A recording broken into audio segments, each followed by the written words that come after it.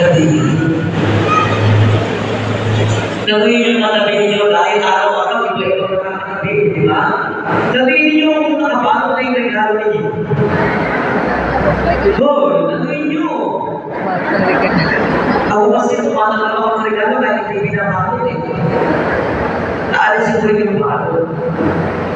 Sino po sa inyo nakakomento na 24 na sa paggabi? 24? Ah, 24. Ako na 24 na ako. Ito 29 na mamaya nag-hope na. O sino po sa inyo na 9? 9 over 9. Nagtaas sa kamay ng maayos. Nagbibili mo pa rin ito. Talapakan ninyo ang bawat isa. Congratulations po at tayo natin si Lord na mahala sa inyo. Ang mamaya portion, makikita ko sa mga friends ko sa Facebook, makikita ko 9 over 9. Selfie. Diba? Tapos, may makatapos na, I just wanna thank you.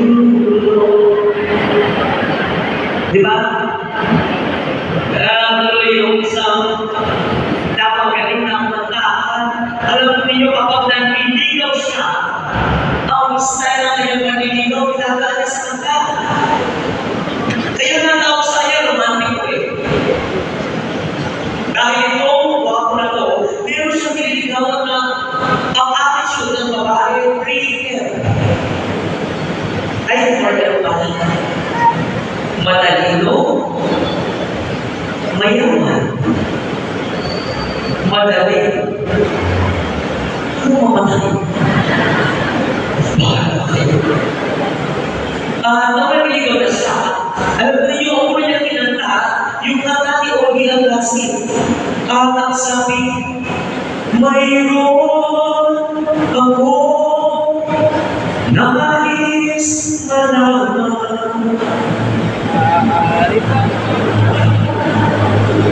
Diyos ko, sa talagang di umaga ko. Anong oras mo? Nandito ako, umiibig sa'yo.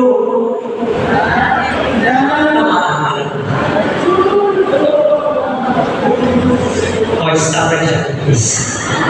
At ito lang yan ay, siyempre, ang galing niya kumanta. Medyo naiila na yung forehead na babae. At alam ko yun, ang susunod niya pinanta, siyempre medyo naiila na. Yung mga ni Regine Velasquez, siyempre kapag medyo naiila na, ayaw mo mawala sa kanya. O ayaw mawala, nililigaw sa kanya, kakalahin niya yung pangako. Pangako!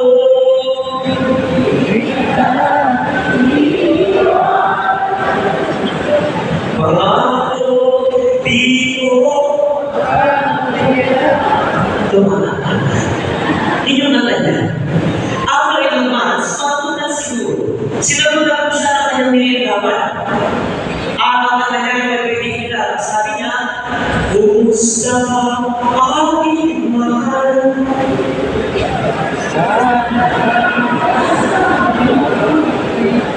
Sigurado na natin. Hindi yun naging sila. Alam mo yun, lagi na naman ito. Lagi na kinakatawa yung Ako-Viking Society, lagi na sinasabi sa mahal niya. Mahal kita, hindi ko wala. Pagkakot niyo yun, pag hindi nyo wala, nasa akin na.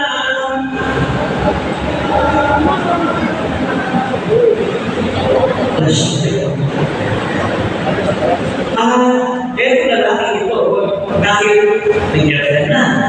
Minsan kumain ko siya sa kanilang may gawin siya. Kumain siya sabay niya yung ex-girlfriend. At sabi ng ex-girlfriend niya, kung wala yan, ay hindi lang makulang, sabi ng lalaki. May girlfriend ka na sa ex. Meron na, sabi ng wala naman, sabi ng babae, sabay tayo kumain eh, sabay ko silang kumain. Habang kinakain nila, she is siya. Bigla ko dumating yung girlfriend niya doon. Nahuli sila. Nasabay kumain. Kumanta naman yung kumain ko ito. Alam niyo ba yung mata niya, yung BST at company? Hindi ko alam yun, di ba? Ang sabi, ipagpatawad mo aking kapanganasan.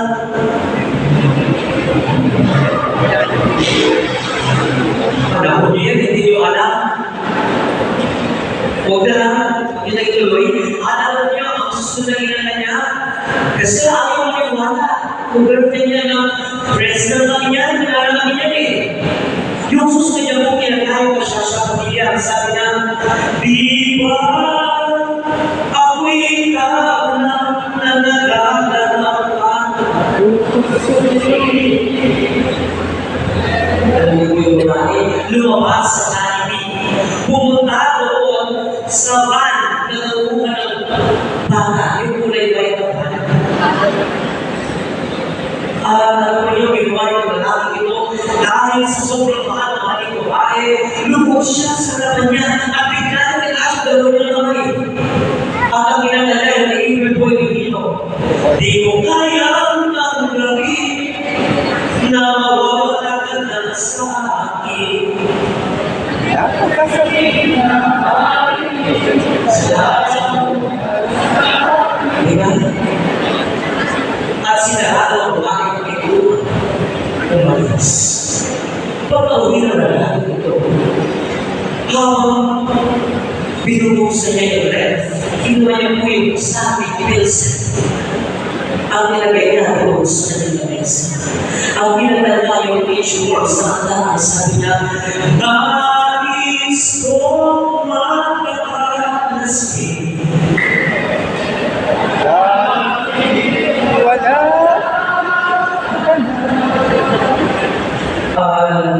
Dahil wala naman yung girlfriend niya. Yung last na online ko kay Dulce Princesa. Dahil yung kwento niya at ang girlfriend ay katapos na ang kanta. Ganito lang. Maalam. Alam ba?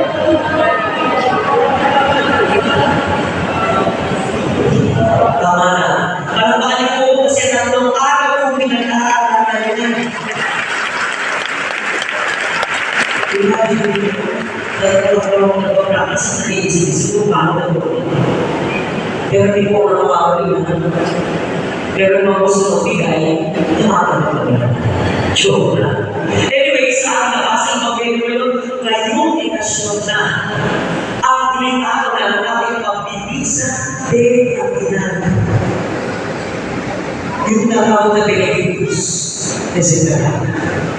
Di ba pinay sa yung nangyari, yung pagpipita, at ngayon si Zacarias, after ilang araw siyang nabibig, nakapagsalita na.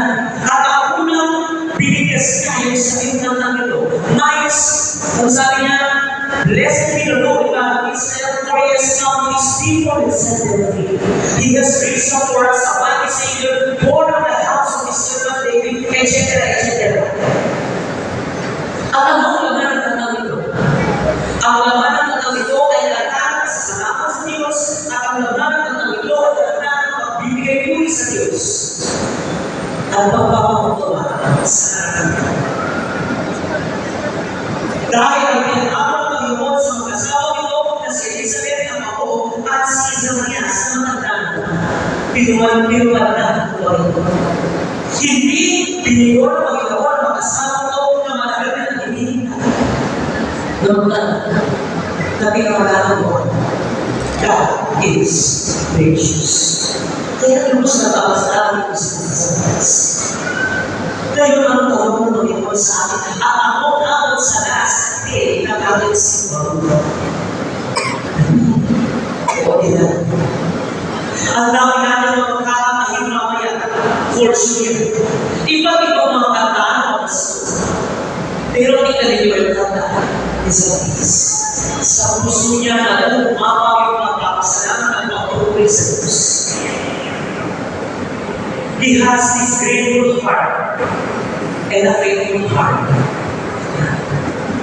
Pero kayo, i-check mo yung puso. Ano kaya ang taong nandiyan sa loob ng puso? Baka ang taong ng puso ninyo ay mamumulila sa mga taong mga ngayon, hinahanap ninyo ang matasama.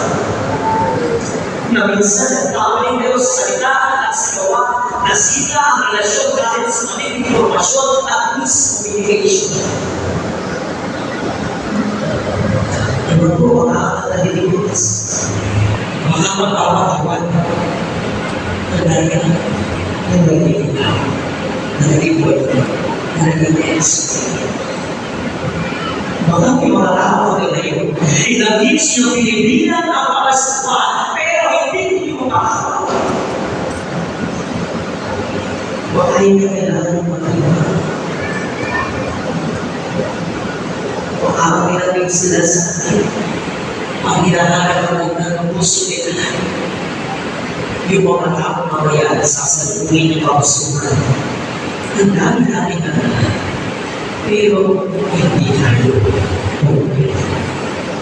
Umuwi na sa presensya ng Diyos.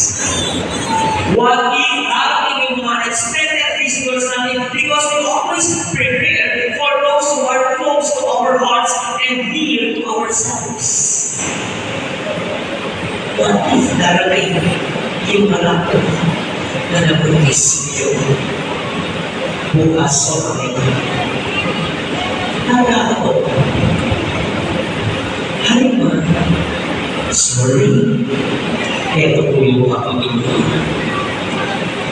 Nanatanggap ko ba? Baka ito kakalang yung pag-uwi sa mga tao o nagagaling ko. Yes, Father, ang galing-galing ko yan kumanta. Yes, Father, yung pitch ko kasing ganda ng boses ko. Charot. Pero ano ang sigaw ng puso ko? At bukas, ano yung magiging ganda ng mga sinutulas? Every year, ang PBS-CBN, may mga kanta to remind us what is the meaning of Christmas. Memorize pa natin ang Pasko ay saya kung tayo ay tapos kaya mga nagsulat kapag inulit ko lagi yung uniform ninyo, di ba? May nakasulat, family is forever. Forever walang nagdadagdagan, Father. Forever walang nagsisilaan, Father. Forever walang nagpapasilan, Father. How can you say that? And how can you say that your heart is filled with joy and thanksgiving? Sana ay taong huwag na lalabas dito. Sana yung lalabas ko yung mga isa lang. Yung kailangan ulit. Ano yun? At sana yung Pasko ay maalala mo pa rin ako. Hinahanap ang pag-ibig mo. At kahit wala ka na, nagbabalak at umahat sa paligid ako. Muling makita ka, at makasama ka sa araw ng Diyos ko, isang letter na isang salita na lang, sino na sa likod mo na yung magiging at salamat sa pag-awin ko.